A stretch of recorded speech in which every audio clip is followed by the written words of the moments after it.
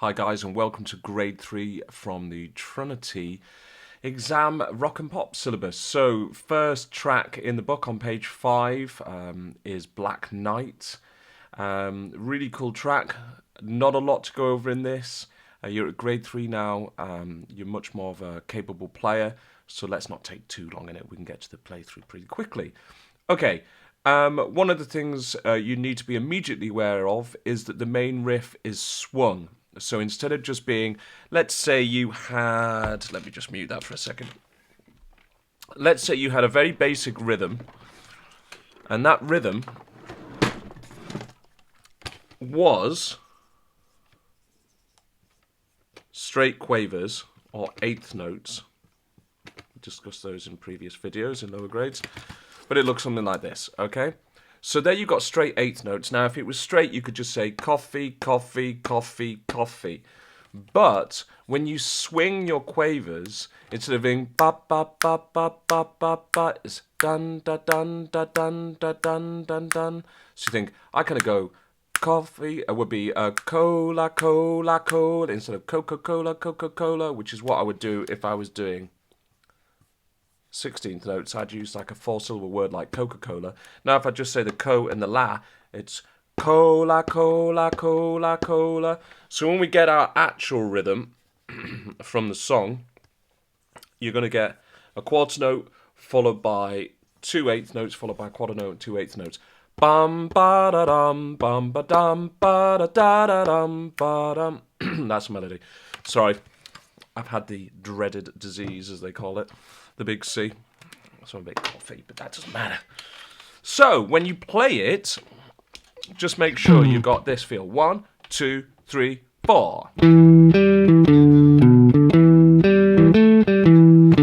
2, 3, 4. 2, 3, 4.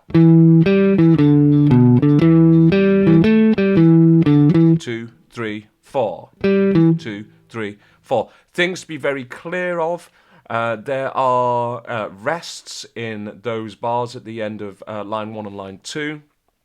Make sure you stop those strings and that those rests are acknowledged. This is an exam piece and you have to be as accurate as possible to what is on the page. So for instance, it says with distortion. Well, at this grade, really, I wouldn't suggest kind of doing everything on acoustic guitar anymore, if that's what you're doing. I'd say really at grade 3, you actually have to be on an amplified guitar, preferably an electric, and the fact that if you've chosen to play Black Knight, it says with distortion, well, you're going to have an amp, and make sure that it has the distortion on it. Be aware that the intro riff, or the first riff that you come to, is forte. Okay, so it's got the big F under it for fortissimo, and then when you get to the verse in line 3, it goes to mezzo forte. Now, in line 3, we're doing a lot of offbeat rhythm, so it's 1, 2, 3, 4, 1, 2, 1, 2.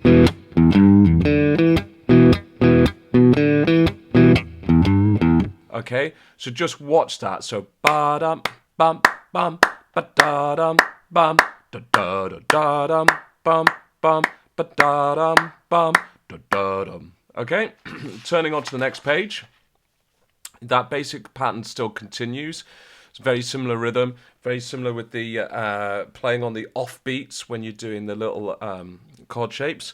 What we do want to just talk about quickly in bar 18 is that we get this rhythm. So you're going to get a quarter note, so a crotchet, depending on what you want to call it, followed by 2 eighth notes or 2 quavers, same thing.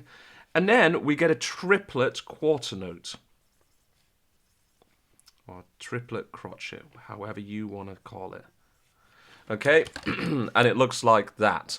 So that, I would say, is T, coffee, triangle, ba, ba, ba, da, da, dum.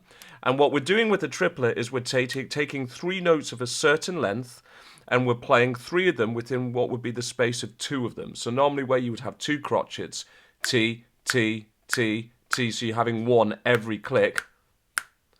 Now we're trying to get 3 within 2 clicks. So you're actually getting 3 of those within a half note. Okay? So that rhythm, bum, bum, da, da, dum. Okay? Best way to kind of get this, make sure that you're accurate, is just listening to the full mix. and just be aware of it. But if you want to kind of have a word, just go with a 3-syllable word, such as triplet, triangle, that kind of thing, lemonade, anything that works that's three syllables. You may be able to use your name if you're lucky. So the rhythm there would be, and played would be T, co.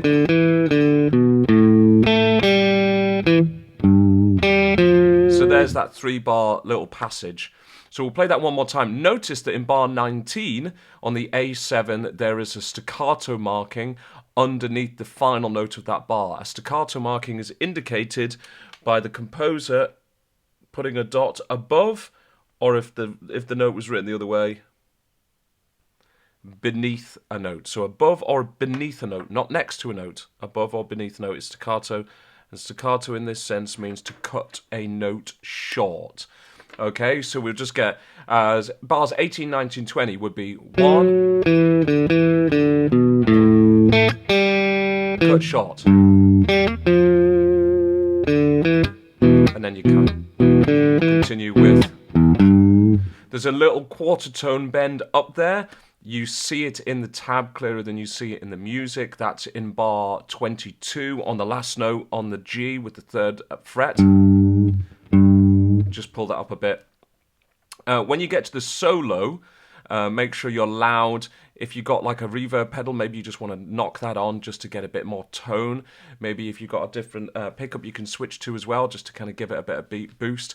Personally, I'm using a Boss Katana Mark II here. If I was doing solos, I would quickly knock on the boost pedal as well, just to give myself a little bit of extra volume. But the important point here is you get these kind of wiggly lines above those first 5 notes. Okay, that wiggly line is indicating vibrato, but really kind of accent that vibrato. Okay, I don't mean play it louder. Obviously, an accent in music is to play a note louder, but just really kind of make the examiner aware of it. If you're doing a video exam, really overdo that, because not all things come across that well in a video. So your solo here, not too hard. 4. Rest. Okay, and then you get the end of the solo where it says NC, that just means no chord above. So da da da da da da da da da triangle doom. Keyboard solo comes in. Where the keyboard solo comes in, just acknowledge the dynamic. It's mezzo piano, drop down. Make sure you're not too loud. Now, at the end of the music, we can see it here. It says DS Al Coda. Sorry, it's not focusing very well on that, but hey, we understand what it means. You've got the book in front of you because you bought it, didn't you? So DS Al Coda, that means go all the way back to the S sign and play until you see 2 coda. So when you do the S sign, you're going all the way back to the beginning of line 2. There's your S sign, so bar 7, okay? And then you play through that page until you get to the end of line 3 on page 6 in the book, or the second page, I think, and then it says 2 coda. And at that point, you jump to the coda. Ooh, that's a bit bright. Jump to the coda, which is the final line on the final page. Now, really, there isn't really much else to discuss on that. Just make sure, I would suggest that you practice everything to a metronome, practice things in phrases, make sure that things are nice and clean, all your notes are clean, that your rhythm is accurate. When you want to double check stuff, listen to the full mix, put a playlist together of all the pieces you're going to play in your exam, and listen to them as much as possible in the car, on the way to school, whatever you're doing. Okay, and then you can really get that accurate. Then start playing along to the full mix, because then if you make an error or your rhythm's slightly wrong, you'll hear that it's wrong. And then once you're happy that that's all accurate, start playing along to the backing track, and do that as much as possible, as soon as possible, because those are the people that do best, the ones that just feel completely at ease with the backing track. Anyway, why don't we listen to the full mix? Here we go.